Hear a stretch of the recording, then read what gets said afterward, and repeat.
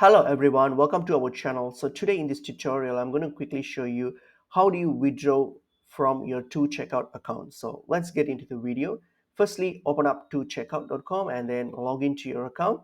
All right, so once you have logged into your 2checkout account, so if you want to withdraw, you can do so by transferring your balance of funds to your bank account or your PayPal account.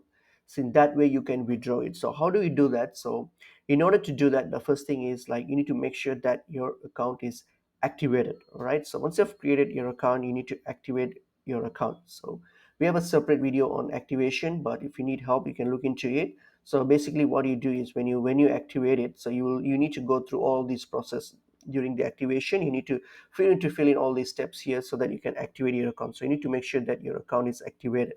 So what you can do is while you do that, if you go to your account settings here, this is where we can set up our withdrawal options here. So if you click on these account settings, here you have your payout method here. So under payout method, see here what you can do, you can either transfer, you choose PayPal, so you can transfer, you can withdraw through PayPal, you can transfer it to your PayPal and then you can withdraw from your PayPal. That's one option.